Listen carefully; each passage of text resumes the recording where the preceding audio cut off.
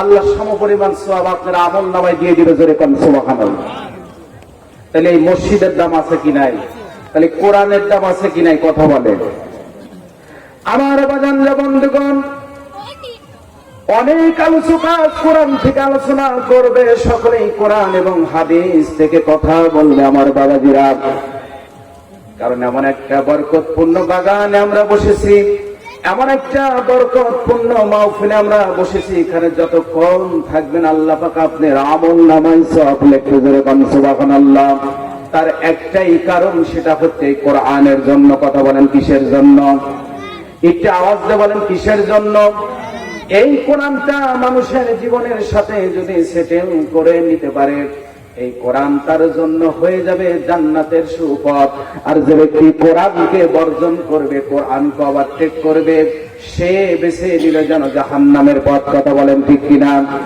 এই যে নতুন মসজিদ দেওয়া হয়েছে, এখানে ইমাম সাহেব কিরাত করবে, কোরআনের বাইরে কিন্তু করবে না। ইমাম সাহেব কোরআন থেকে কিরাত করবে, জুমার দিন আজান হবে, মুসল্লিগণ ওযু করে গোসল করে আতর সুরমা মেখে সকলেই জুমার দিনে মসজিদে ঢুকবে। মসজিদে ঢোকার পর ইমাম সাহেব কিন্তু কোরআন এবং হাদিস থেকে কথা বলবে। কথা বলেন ঠিক কিনা? এটা আওয়াজ দেন, যতক্ষণে আছেন এদিক ওদিক তাকায় না, যে আসে আসুক। প্রধানমন্ত্রী আসলে কিছু করার নাই, কারণ এখানে বলছেন কোরআনের বাগানে, যে কোরআনের দামটা আমার আল্লাহর কাছে সবচাইতে বেশি। কথা বলেন ঠিক কিনা? আমার বাজানদের বন্ধুগণ, এই কোরআনের এত দাম, কোরআনের এত বরকত, যদি কোরআনকে প্রশ্ন করেন, কোরআন রে তোর বাড়ি কোথায়, তুমি কোথায় ছিলা, তুমি কোথা থেকে এসেছো, তুমি কোথায় ছিলা রে কোরআন? তোমার তো আগে কোনো দেখা ছিল না, তোমার তো আগে কোনো, তুমি তো আগে কোনো কখনো নাজিল হওয়া নাই রে কোরআন। কোরআন তোমার বাড়ি কোথায়? কোরআন সেটাও সুন্দর করে বলে দিচ্ছেন, বাল হুয়া কুরআনুম মাজিদুন ফি লাওহিন মাহফুজ। জোরে বলেন আল্লাহু আকবার। এই কোরআন সুন্দর করে বলে দিচ্ছে, ও হে দুনিয়ার সকল মানুষ, তোমরা শুনিয়ে নাও, আমার বাড়ি তোমাদের মতো দুনিয়াতে নয়। আমার বাড়ি কোনো প্রধানমন্ত্রীর বাড়ি নয়, আমার বাড়ি কোনো রাষ্ট্রপতির বাড়ি নয় রে।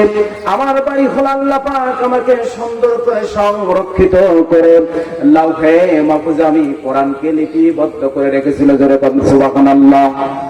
আমি কোরআন ছিলাম লাউহে মাহফুজে।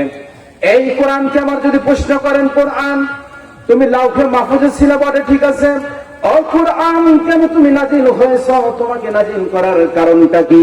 কোরআন সেটাও বলে দিচ্ছেন, হুদাল লিন্নাস ওয়া বাইয়িনাতিন মিনাল হুদা ওয়াল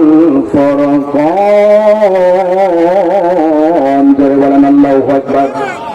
এই কোরআন বলতেছে, আমাকে আল্লাহ পাক দুনিয়াতে একমাত্র নাজিল করেছে মানুষের হিদায়াতের পথের জন্য, আর আমাকে নাজিল করেছে সত্য মিথ্যার পার্থক্যকারী, সত্য মিথ্যার পার্থক্যকারী হিসেবে আমি দুনিয়াতে এসেছি। জোরে বলেন সুবহানাল্লাহ। তাহলে এই কোরআন বিচার ক্ষেত্রে প্রয়োজন আছে কি নাই? কথা বলেন।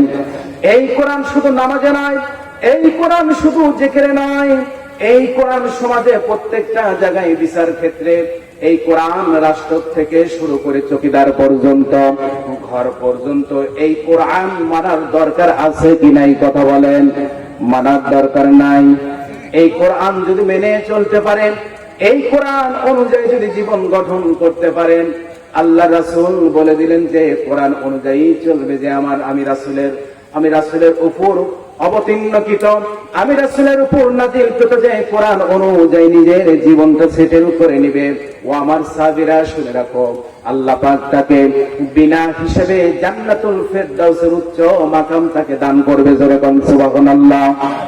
তাহলে আমার কথা বলেন, এই কোরআনটা আমাদের মানার দরকার আছে কি নাই? এই কোরআনকে যদি প্রশ্ন করেন, কোরআন রে, এই কোরআন আমাকে আল্লাহ পাক শত শত সম্পদ দিয়েছে, লক্ষ লক্ষ টাকা দিয়েছে রে কোরআন, এই টাকা আমি কি করব? কোরআন সেটাও বলে দিচ্ছে, ওয়া মিম্মা রাযাকনাহুম ইয়ানফিকুন। জোরে বলেন সুবহানাল্লাহ। এই কোরআন বলতেছে, রে দুনিয়ার মানুষ, আল্লাহ পাক তোমাকে যে সম্পদ দিয়েছে, তুমি সম্পদ একা খাবে না, তুমি সম্পদ একা ভক্ষণ করবে হবে না। আল্লাহ পাক তোমাকে যে সম্পদ দিয়েছে এই সম্পদ থেকে তুমি নিজে খেবে এবং অপরের মধ্যে দান করবা। এই সম্পদটা তুমি ভাগ করবা, ভাগ করে এই সম্পদটা তুমি গরিব নাসারার মধ্যে দান করবা। এবং কি দেখবা, তোমার এলাকায় যদি কোনো মসজিদ যদি নির্মাণ করা হয়, যদি কোনো মসজিদের জন্য টাকা হয়, আর তোমার গচ্ছিত যদি একটা ইটও যদি তোমার টাকায় কিনা হয়, যদি অথবা যদি এক বস্তা সিমেন্ট যদি কিনা হয়, অথবা একটা রডও যদি কেনা হয়, আমি আল্লাহ ঘোষণা করে দিলাম ওই যতদিন ওই মসজিদে মানুষ নামাজ পড়বে একবার আমল নামা সওয়াব তোমার আমল নামায় আসবে। করে পান সুবহানাল্লাহ।